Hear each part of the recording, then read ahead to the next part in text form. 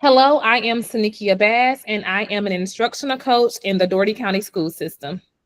My name is Courtney Brooks, and I'm a 10th grade literature and AP seminar teacher in the Lee County High School system. I am Sarah Bullis, and I teach transitional kindergarten at Houston County School District at CB Watson. And I am Megan Lisenby. I teach at Lee County High School Visual Arts. So our presentation is embracing and implementing new curriculum. We chose this subject to go over our PL with because we felt that it was something that aligned with what we all teach, that we could all connect with. And we felt that it was something that most people in our program would connect with as well. It gives a broad range for us to apply all of the techniques to. So here's our presentation, embracing and implementing new curriculum. Yes.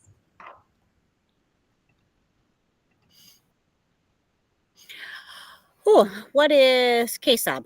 KSOB is understanding the concepts and theories and information needed for us to teach effectively. It incorporates our attitudes, our beliefs, and values towards the practice and how we feel and interact with the need to make changes in our curriculum or things that interact with our day-to-day changes. Our skills is the S in KSOBs. It's the ability to perform strategies and apply effective practices effectively. The A is aspirations. It is our personal goals, our hopes, and our sense of our purpose. It's why we come to work every day and do what we do.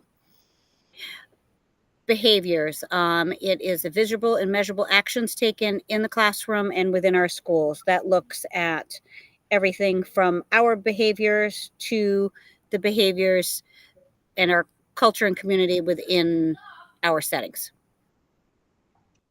Key components of effective lesson planning. Effective lesson plans begin with clear goals, knowing what students learn and why. It aligns with standards and data, includes structured activities that keep students engaged, and provides the right resources and support. With these four elements in place, instruction is purposeful, engaging, and impactful.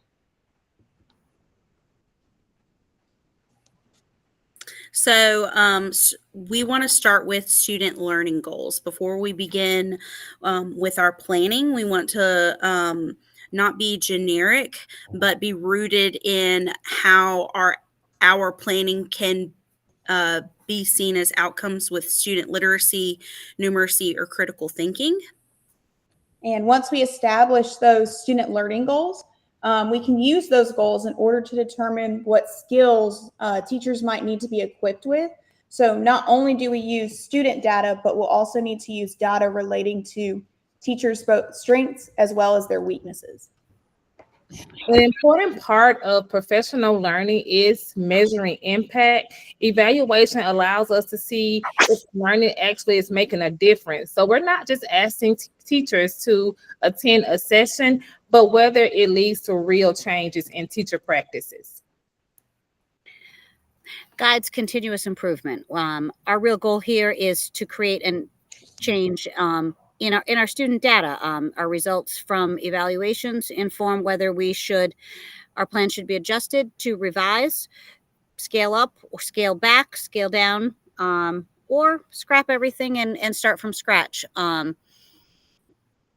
to implement the needs to meet our students where they're at. So in Chapman's Turning Toward Learning article, Chapman kind of discusses where teacher resistance might come from as you do professional learning opportunities. He determined 3 basic categories, which Chapman then aligned with the we, why, whole framework. So the first category was being wary, all right, which stems from lack of confidence or perceiving something as being too challenging. He said that we could counter this with the idea of the we, or doing something together as a team. This is where collaboration comes in. The second category was willful, and this stems from a lack of alignment with or contribution to the unique personality of the educator. And you can kind of address this with the why. So ensuring everyone understands the reason behind the professional learning or the importance of it. And then the final category was teachers being weary, which stems from lack of internal resources to engage in the activity. So a lot of times this deals with time or just feeling like they don't have the resources to support or follow through on the professional learning. And he said you could address this with the idea of the whole, looking at the whole picture and then creating a chunked, reasonable steps for your teachers to take. We know that coaching is important, but coaching is about meeting teachers where they are, understanding their needs, challenges, and context. From there, we help them build on their current strengths so growth feels supported and empowering rather than them feeling overwhelmed. So we also want to address culture building. So creating connections with our other coworkers, with our admin, with our students, and with stakeholders in the community. What we are doing is culture building, where we discuss with one another as collabs, as co-groups in our professional development as well. Coaching, if we look at coaching increase our willing or builds our trust and gives us those opportunities to take risks that we wouldn't normally take if we structure that coaching so that it is much more individualized and meets us where we're at.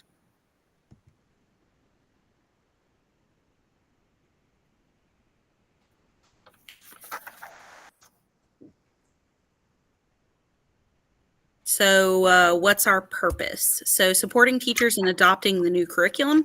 We want to address how we can help teachers adopt those new curriculums. We also want to address resistance and build that buy-in. We want teachers to want to do the curriculum that we are giving them. We want to create PD that makes it we believe in the curriculum that we are choosing. We want our teachers to also believe in that and to equip them with the tools they need to succeed with new curriculums in giving them that. We don't just want to give it to them and not give them the tools to be able to succeed in that. Any other comments? And I think in establishing that purpose, we kind of talked about how a lot of us were going through curriculum changes or standard changes from the state. And as someone currently experiencing new curriculum implementation, I think I recognize the importance of teacher leaders supporting other teachers and recognizing and empathizing with the resistance that's being felt. So it's important to ensure teachers are being given tools not only to build their own confidence, but to be successful in their classrooms as well. So that kind of guided us a little bit as we created this professional learning and our purpose. Just to piggyback off what Courtney just said, I'm also experiencing something very similar with new ELA standards, new curriculum, new teachers. So it's very important that teachers feel supported and we help them be more accepting to the new standards and the new curriculum. I think we also have to be aware that, we're all coming from different knowledge, different backgrounds. So kind of giving each other the grace as we implement new curriculum. Change is really hard and is pretty anxiety producing for some of us when we're really rooted in the way that we've done things and think that, what I've been doing has worked for years and, why do I need to change it now? Like giving those teachers grace, I think, especially as we have a new teachers come in and look at they've been trained very differently. They're very technology savvy and they're like, oh, well, just do this and click on this and click on this. And some of us are like, what are you talking about? There needs to be we all have our strengths and weaknesses, and recognizing those I think is really important as we implement new curriculum. So our goal for this professional learning is for you to feel confident and clear about the next steps. We're not here to overwhelm you with information, but to equip you with practical skills you can use right away.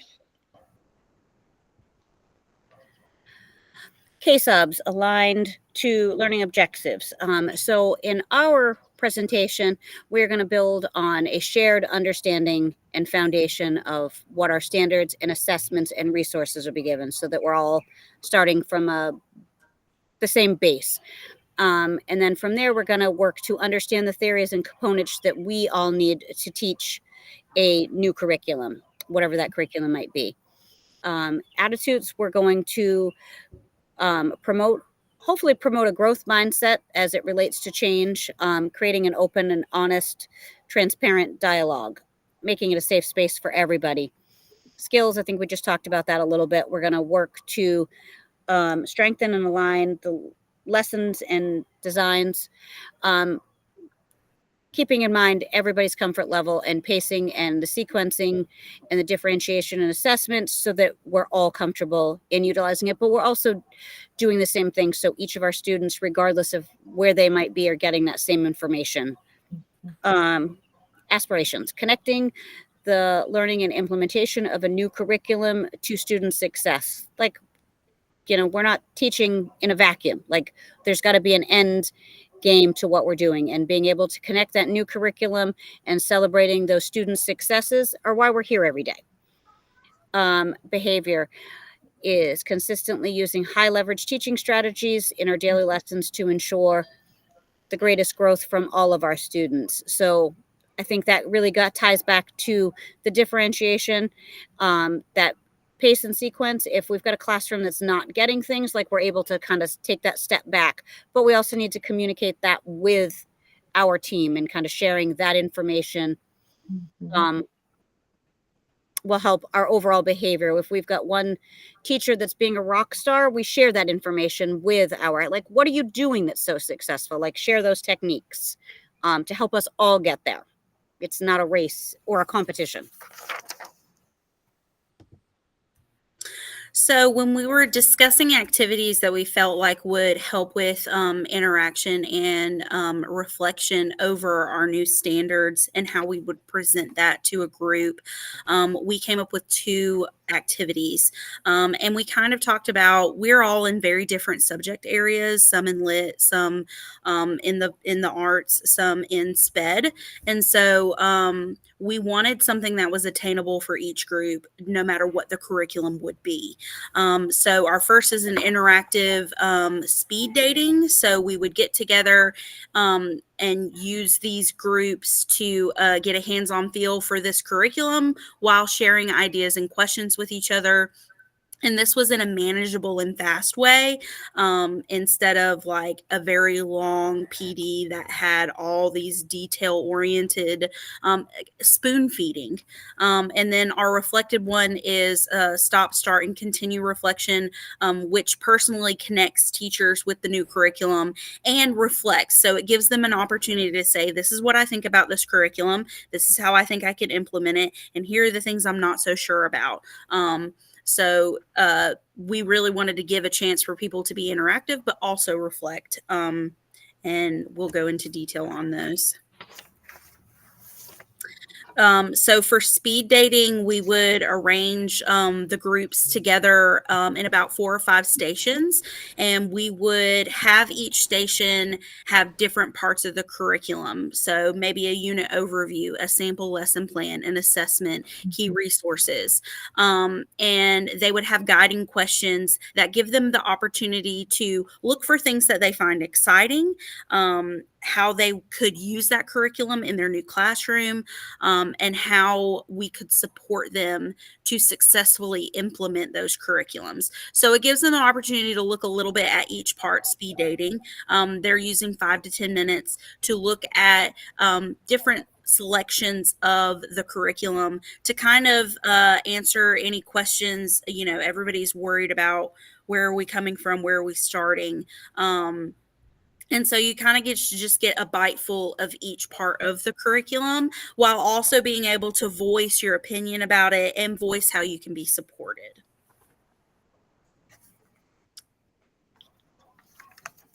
So this activity, it works because it's interactive and it's quick. It's going to encourage peer learning, break content into manageable pieces, and bring out both excitement and concerns. We know when anything's new, our teachers, they may have a little anxiety, little fear about implementing anything new, especially when we're talking about a new curriculum with new standards. So when the teachers are actually attending these professional learning, we want them to know that we're here to support them and that they're able to share out any concerns or excitement that they've received during the professional learning. Yeah, one I'll of the things also I really love about this is that it encourages peer-to-peer learning. I can't tell you how many professional learnings I sit at and I wonder, in the hour, 2 hours that we're sitting there, what are my other teachers thinking? Do they agree with this? Do they disagree? Do they have the same questions as me? And I feel like this allows teachers to have open and honest conversations in which those questions can be asked and suggestions can be made. And they can create a shared understanding, which aligns with the K of the KSABs, the knowledge, and it allows us to address the K, the knowledge learning objectives through that peer-to-peer learning and that conversation. I liked something fast pace. So all of us know how much attention span each of our kids have. And we have the same thing. We're no different. It is, we call it sit and get. Sit and get is a lot for everybody to sit there for a very long time and go page after page after page. With this, you're getting, like I said, those bite-sized pieces. It keeps your attention. It keeps your focus because you're switching it up. We're using the same kind of tools that we use with our kids daily in the classroom to engage them. We want to engage our teachers the same way that we engage our students. I also think that, both of the activities that we selected give voice and acknowledgement to our students that like change is hard. It's hard for our students, it's hard for us, and kind of calling that out and seeing what it is and having that real and honest conversation. Let's get all of the negativeness out of the way, because when we leave that PD, it's going to happen. Like, let's get it out, call it what it is, and move forward. Celebrate those successes. You know um kind of grouping together and acknowledging that we all feel this way, but we all need to push through it, and we're kind of resisting that change. Not resisting the change so much, but like embracing it while we're still reluctant. We're all in that same boat, and acknowledging that and moving forward from a common ground, I think, is helpful to all of us, and that both of our activities support that. And one thing that I was thinking about with the speed dating, with the teachers actually writing down their lingering questions, it's going to reassure them that support will continue. Like, it's not the end after we leave this professional development. And then our second activity was our reflective activity. It's the stop, start, continue. So basically what you do is you introduce a small component of the curriculum, whether that be a single lesson, a single text, an assessment, even a whole unit. You can kind of gauge your teacher's like resistance towards the activity when you decide how much of a chunk teachers should take. But they take that component, that chunk of the curriculum, and teachers get a divided sheet in which they align their current practices. They also come up with new practices, and they determine current strengths and strategies that they're using now that can be kept as they move forward with the new curriculum implementation. And this just really helps teachers to see in a very small chunk, in a manageable amount, how they can use what they already have as strengths to create that curriculum. And they don't have to necessarily start from the beginning. They don't have to start over. They can use the strengths they've already established as a teacher as well as a collaborative unit. I like the idea that you don't have to, we're not reinventing the wheel. We're adding to the wheelhouse that you already have. So just because we're switching curriculum doesn't mean you're teaching necessarily different things. You just might be teaching in a different way. And everybody needs a fresh start every couple years. Everybody, needs to invigorate their teaching every year, because it becomes monotonous. I get bored. You get bored. Kids get bored. New technologies. We've got AI now. We've got Canva now. We've got things that are changing year after year that we can build on. So this activity is quick, simple, and teacher driven. So it's really about the teachers digging into their curriculum now and the curriculum that we're trying to implement. And they're seeing where they can see this fit into their daily teaching. And it gives us kind of an opportunity for them to realize, okay, there might not be all that many differences that I thought there was going to be coming in. It also validates existing strengths. So, of course, when you're a teacher and you've had experience, like your toolbox is already filled, although you have a new curriculum, you're able to bring in strategies and activities that you've used in previous um, with previous curriculums. So it's going to encourage teachers to grow as well. You can use what you've used previously, but as now you're learning something new as well.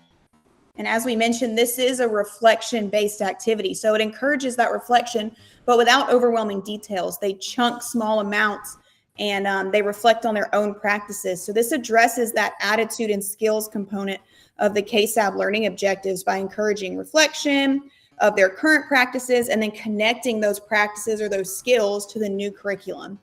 Teachers can recognize their own strength, which kind of gives them confidence as they go into new territory, which is so important to support teachers. Giving them confidence, I think, is one of the number one ways to encourage them and to build or to combat resistance. I really think it helps to have a positive attitude as they move into that new curriculum. I also think that both of these touch on the coaching and our culture. Allowing for the individuality will help our coaching. It provides that opportunity. Also, you know, that continued growth, helps our whole cultural community within the classroom, because it becomes a norm. Like, we're all growing, we're all learning, we're all making changes and shifting. Like, we're teaching our kids to have that growth, but we also want our teachers to have that growth. So I think that this is a great strategy for that as well.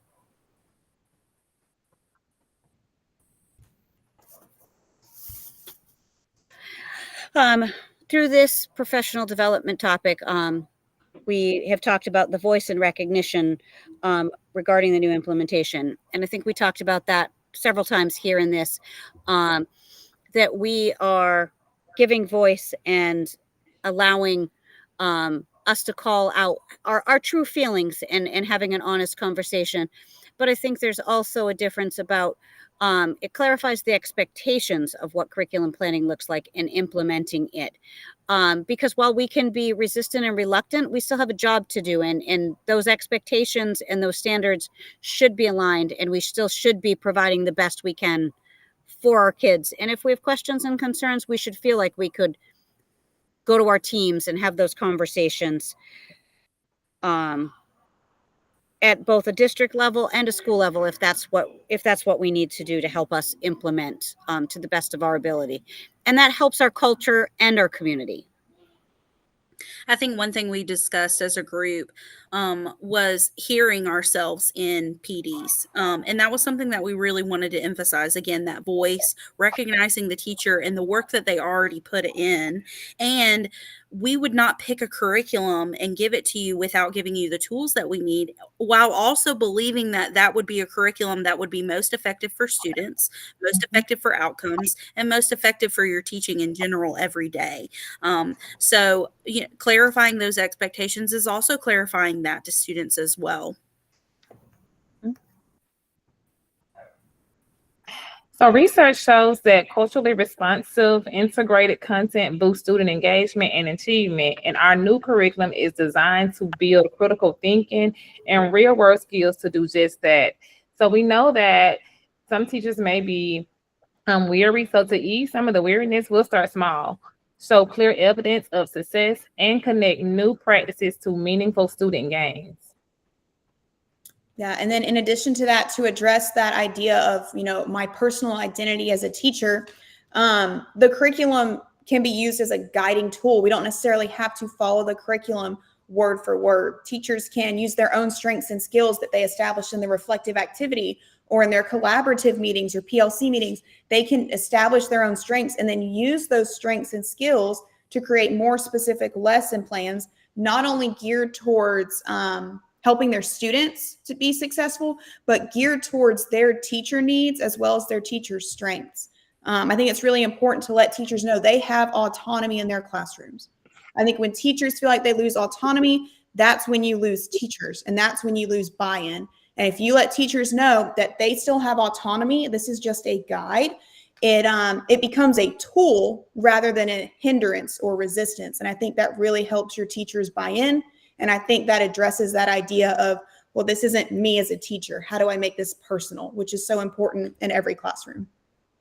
I think the autonomy is really key when we look at it, because autonomy, like I like this perspective because the autonomy allows for teachers to have that voice, but also that basic set of guidance. So autonomy doesn't mean that we don't have to do something that's evidence-based. And I think sometimes that gets a little gray and a little mucky, as you know, we're all on teacher paid teacher looking for different resources, right? And there's not that flow. And I think this is a really nice, like, giving that autonomy and that room for growth, while also giving us a really clear scope and sequence that we can kind of make our own.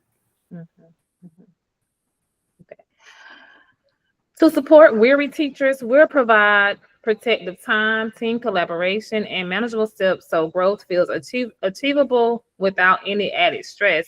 So we want our teachers to know that you're not just going to be thrown in the classroom with these new curriculum. We're going to allow you time to do peer observation, cross grade level collaboration. We're going to assist you as coaches and even the administrators to help you dive into the content, into the new curriculum, so you can be successful as well as your students.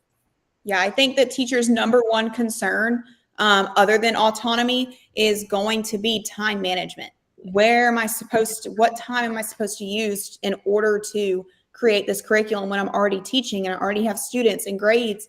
And I think that giving teachers time that school systems can afford is a very easy sacrifice, quote unquote, to make in order to give their teachers that confidence that's so key. Yeah, we can't expect our teachers to teach that without them being able to dive deep into that material, right? I mean, not and have it flow. Absolutely. Yes. Our evaluation plan. We're going to give a survey and feedback, because we all want to know that at the end of the day, like, we've gotten something out of this. So we want to collaborate and continue the conversation. Like, it's not a one and done. Like, I think Megan termed it a sit and get. Is that what you termed it, Megan?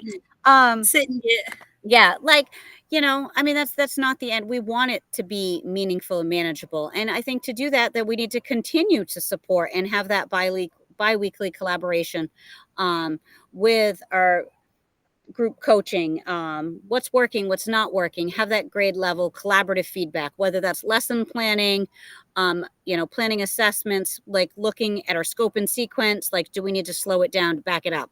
And I think we also need to allow for us to go and see what's working in our counter classrooms and, you know, our co-teaching classrooms across grade level, and also see what it looks like at a grade below and a grade above us. I think that's really key. I think we all get stuck in our wheelhouse, and this is what I teach in this grade, but like, how does that translate the grade above us? Or what if we haven't got those standards, or if we've got a kid that came in from another district? Like, how do we figure out those things and adjust that management? Teaching special education, like, you know, I know it takes my kids an extra hot minute to grasp a concept. So I think I'm really hyper focused on that. And then I think we need to look at that formative and summative data assessment. Are we making gains? Like, do we need to make those changes? And I think that, again, that goes back to that biweekly collaborative support and that feedback that we're giving our admin and our coaching.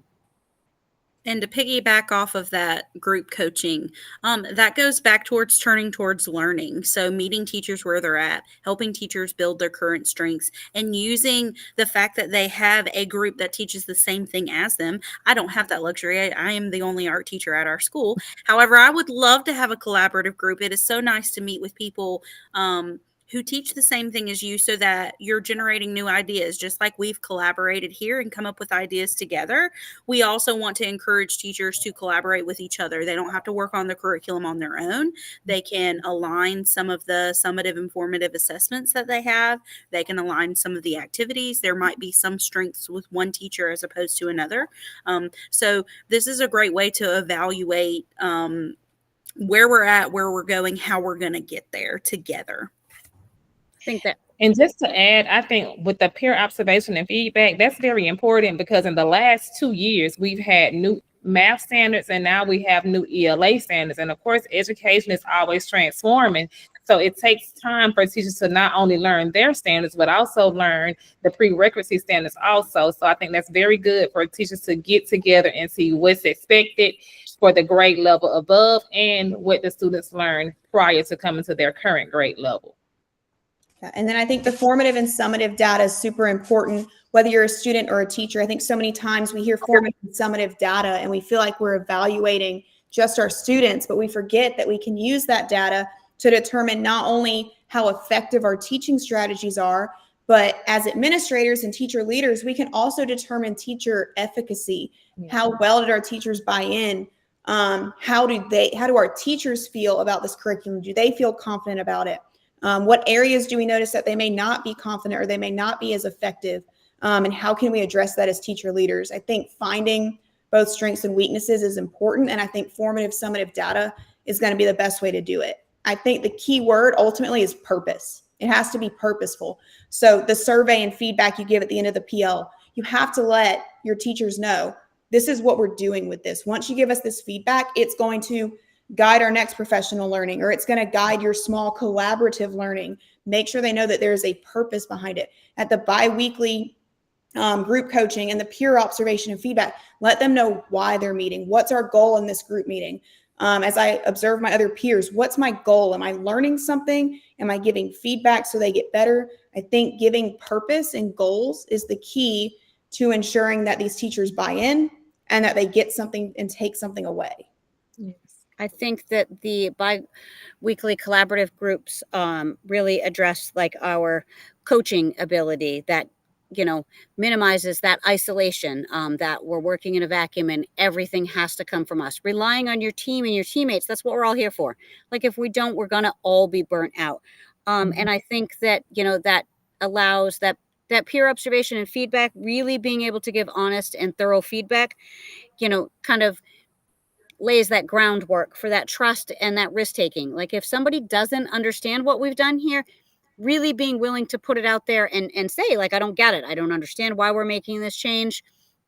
Like that's a risk, and kind of stepping out there, because if you feel that, somebody else is feeling that. So let's sit out, let's back it up and figure out where we've made that error and what do we not understand, because at the end of the day, we're all in it together. That's good. Any final thoughts from anyone or anything to add? Wonderful. Well, I think the presentation went really well. Thank you guys for listening. Group, thank you guys so much for your buy-in, and we'll see you guys later. Thank Thank you.